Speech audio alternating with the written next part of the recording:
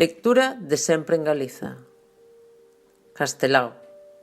Alumnado de segundo de bacharelato do IES Félix Muriel, 2021.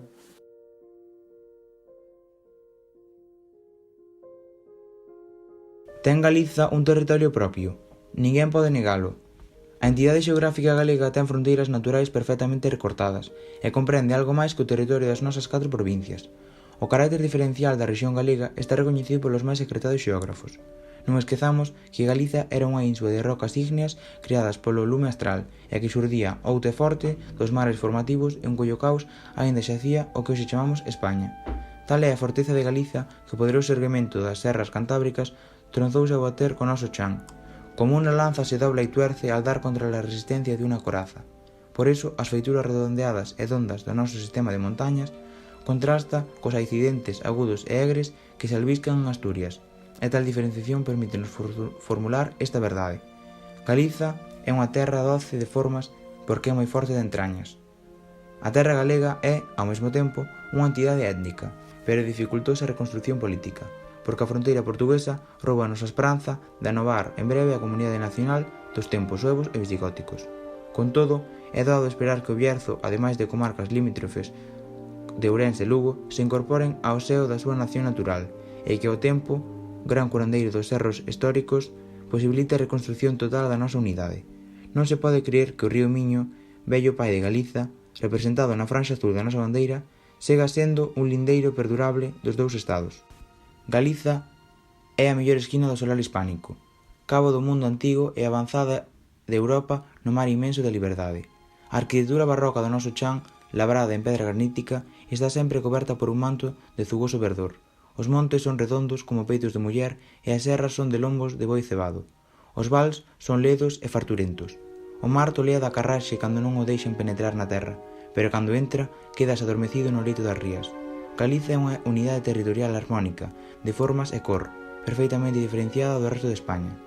Un fillo de Galiza pode ignorar que o seu idioma labrego e mariñeiro, rústico, como din os catedráticos casteláns, fose antaño a lingua lírica de toda España, pero non hai galego que non sinta orgullo de ser fillo da terra máis fermosa do mundo.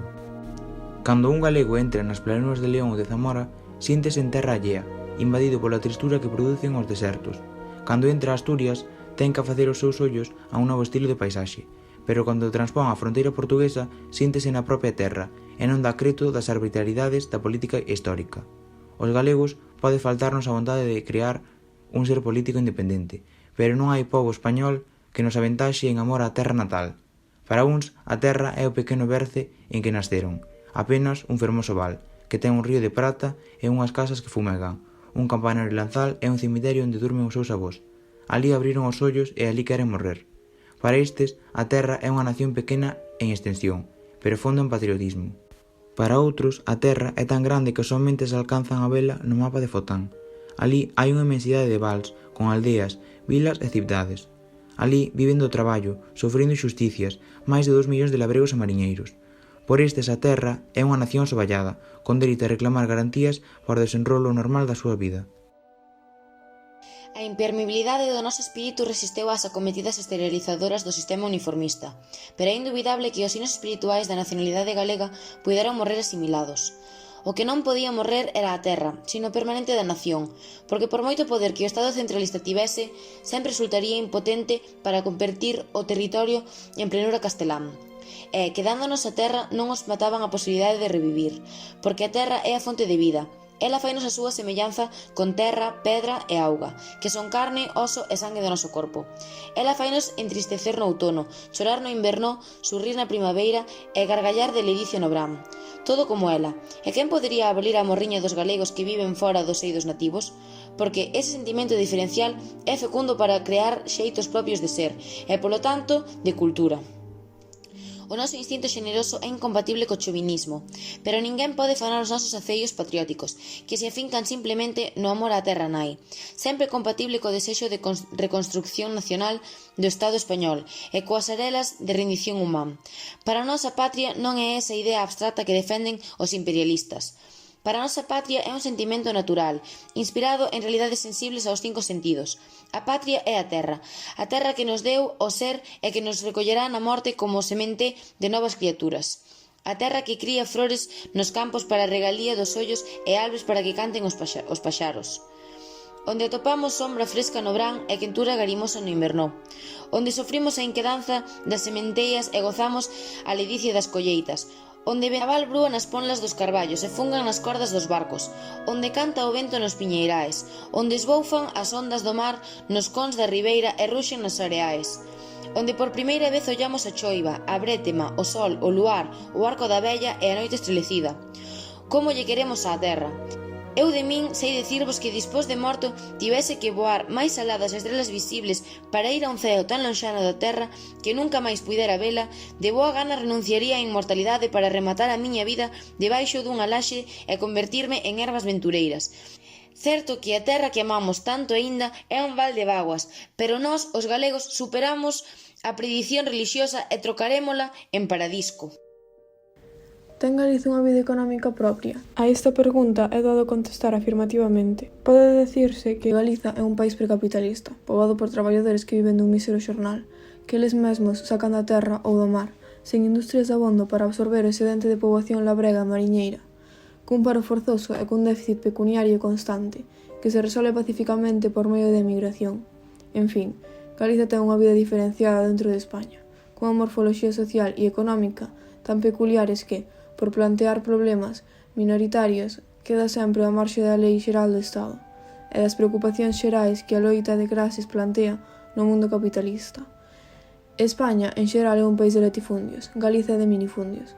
A solución do problema da terra en España está no colectivismo, en Galiza está no cooperativismo. O país que a España lle interesa como modelo, cicai sexa Rusia. O que lle interesa a Galiza, cicai sexa Dinamarca. Vela aí unha proba de diferenciación galega. O minifundismo da nosa terra responde ao cultivo intensivo que impón a topografía do chan. Gracias a este sistema, frenado polo noso dereito consuetudinario, a agricultura galega foi o asombro de moitos viaxeiros europeos, pero a legislación liberal e generalizadora do Estado, dictada por outros lugares, provocou a pulverización dos fundos galegos e o aniquilamento da nosa economía. O crime pode imputárselle ao centralismo e ao seu código civil. De que nos valeu facer unha revolución sanguinenta para liberarnos do despotismo feudal? Porque se os labregos xa non son escravos do home, son escravos da terra que traballa. O legislador liberal da España unitaria somente se preocupou dos problemas pavorosos do latifundismo castelán, andaluz e extremeño, e coidando que o minifundismo galego era unha garantía de orde e benestar. Promulgou leis que favorecen a división da propiedade, abolindo de paso o noso dereito particular. Resultou que quedaron en pé os problemas que trataba de resolver, porque, en primeiro lugar, o sistema de fundos latos responde ao cultivo extensivo, que impón a homoxeneidade do terreo. Pero, en troques, derrumbou a economía labrega de Galiza, que somentes podía conservarse pola indivisibilidade dos patrimonios familiares.